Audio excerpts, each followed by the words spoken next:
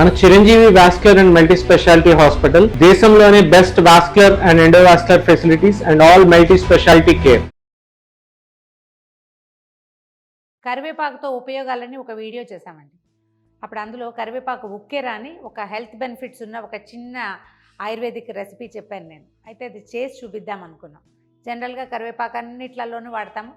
కరివేపాకు కారపొడి చేసుకుంటాం, పచ్చడి కూడా కొన్ని చోట్ల చేస్తారు. నెక్స్ట్ టైం పచ్చడి చేసి చూపిస్తా. కరివేపాకు కారపొడి ఇది వరకు చేసాం. అయితే ఇప్పుడు మనం చేయబోయేది ఏంటంటే, ఇది ప్యూర్లీ ఆయుర్వేదిక్ రెసిపీ అయినప్పటికీ ఇళ్లల్లో వాడుకునేది. మనంతటా మనం చేసుకోవచ్చు. కొంచెం పొట్టలో బాగుండకపోయినా, మోషన్స్ అలాంటివి, ఓవర్ హీట్ చేసింది, పొట్టలో బాగలేదు, ఏదైనా డైజెషన్ బాగుండలేదు, నోటికి హిట్ అవ్వలేదు, అలాంటప్పుడు కూడా ఈ రెసిపీ చేసుకోవచ్చు. ఇంత చేయను, ఇంతే చేస్తాం. రోల్ వాడితే చాలా మంచిది. పచ్చడి బండ వాడితే ఇంకా శ్రేష్టం అంటారు. సింపుల్ రెసిపీ, దీనికి కొలతలు లేవు, అందాజుగా చేసుకోవాలి. జస్ట్ నేను ఒకటి చేసి చూపిస్తాను. అది చూసి కొంచెం హెచ్చు తగ్గులు మీ ప్లాన్ ప్రకారం మీరు చేసుకోవచ్చు. మిరియాలు లెక్క పెడదాం ఉంటుంది. మీ లెక్కకి 4, 3, 7, 10, ఒక 20 మిరియాలు అంటే 20 మిరియాలు. తర్వాత ఒక పావు టీ స్పూను జీలకర్ర కొంచెం దంచేద్దాం ముందు.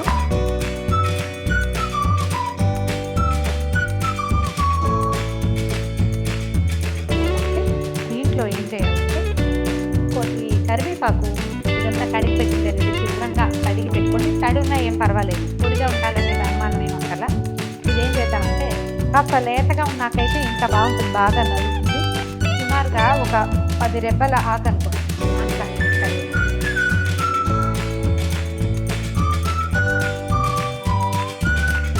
ఇది కనిపిస్తుంది కదా, ఇంత వేస్తే సరిపోతుంది.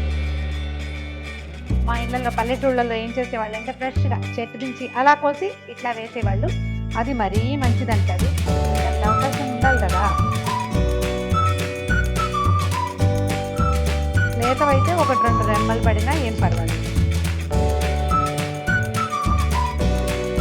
ఈ కరివేపాకుని మెత్తగా దంచేసాము.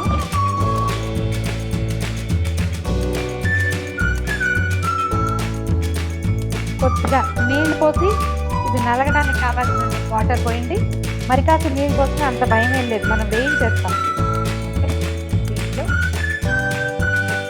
ఈ పదార్థానికి సరిపడా ఉప్పు, ఎందుకంటే కారము, చింతపండు పులుపు ఏం లేవు కదా, చాలా ఉప్పు ఏం పట్టదు. సైంధవ లవణం వేసుకోండి, అది మరీ మంచిది. ఒక చిటికెడు పసుపు,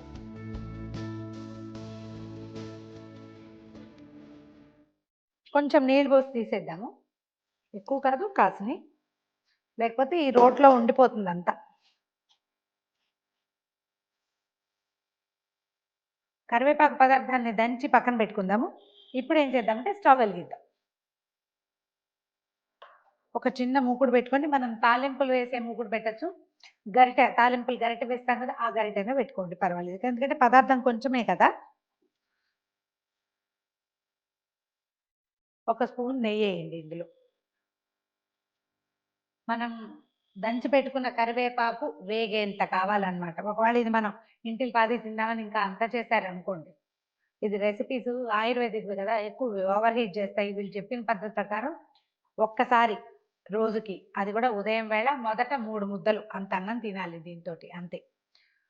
ఇదే సరిపోతుంది, ఒక 2-3 తినేసేయచ్చు.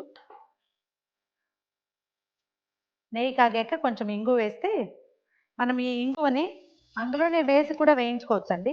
నూనెలో వేస్తే ఇంకా మంచిది కదా అనిపిస్తుంది, అంటే ఈ నీటిలో వేస్తే. ఇప్పుడు మనం దంచి పెట్టుకున్న కరివేపాకుని ఇందులో వేసేద్దాం.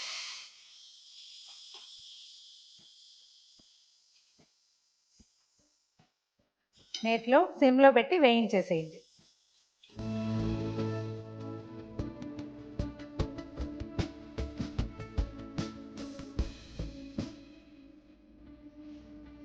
మంచి వాసన వస్తుందండి, గుమగుమలాడుతూ వేగుతుంది. అయితే ఇది చాలా రుచిగా ఉంటుంది, కానీ రోజు తినేది మాత్రం కాదు. ఒకవేళ మనకు ఒంట్లో బాగున్నప్పుడు 1 or 2 టైమ్స్ 2 రోజులు వరుసగా తినచ్చు. ఆ తర్వాత తినకూడదు. వైద్యం లాగానే వాడుకోవాలి. ట్రై చేసి చూడండి. పిల్లలకు కనుక నచ్చిందా, ఎప్పుడు పొట్టలో బాగుండకపోయినా ఒకసారి చేసి పెట్టచ్చు. 10 రోజులకు ఒకసారి గుట్కా కూడా పెట్టచ్చు. ఏమి అనారోగ్యం లేకపోయినా కొంచెం ఒక 3 ముద్దలు అన్నం ఆసక్తికరంగా తింటారు కూడా. మనం వేసిన నెయ్యి పైకి వచ్చేస్తుంది 2-3 నిమిషాల్లో.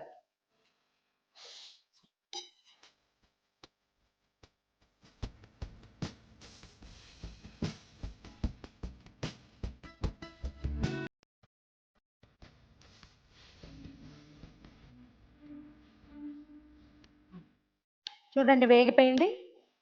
ఇలా పాత్రకు అంటుకోకుండా వస్తే సరిపోతుంది. ఇది చేసి పొద్దున్నే చేసి డబ్బాలో నిల్వ పెట్టుకునేదో, ఇవాళ చేసుకుని రేపొద్దున పెట్టుకునేదో కాదండి. కంచాలు పెట్టుకునే ముందు చేసుకుని కంచంలో వడ్డించుకునేది. ఒంట్లో బాగుండనప్పుడు అట్లా వేడిగా వెంటనే చేసిన వెంటనే ఔషధ గుణాలు ఎక్కువ ఉంటాయని చెప్తారు. నిలవ పెట్టద్దు దీన్ని. ఎప్పటికప్పుడు చేసుకోవాలన్నమాట. తీసేద్దాము. స్టవ్ ఆపేస్తున్నా.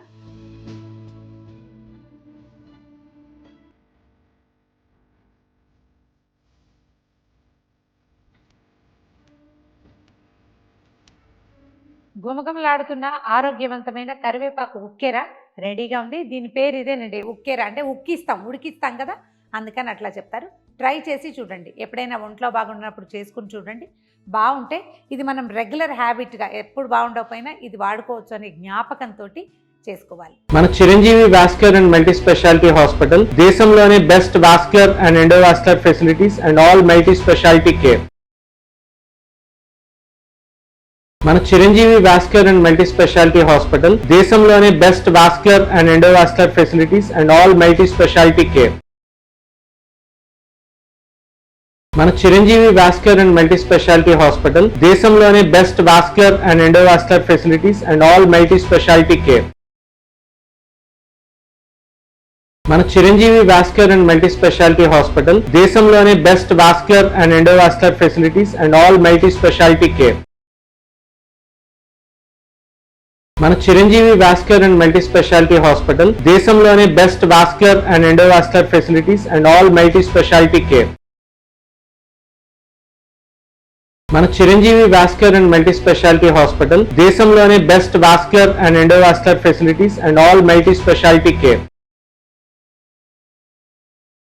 మన Chiranjeevi vascular and multi speciality hospital దేశంలోనే best vascular and endovascular facilities and all multi speciality care. మన Chiranjeevi vascular and multi speciality hospital దేశంలోనే best vascular and endovascular facilities and all multi speciality care. మన Chiranjeevi vascular and multi speciality hospital దేశంలోనే best vascular and endovascular facilities and all multi speciality care. మన Chiranjeevi vascular and multi speciality hospital దేశంలోనే best vascular and endovascular facilities and all multi speciality care.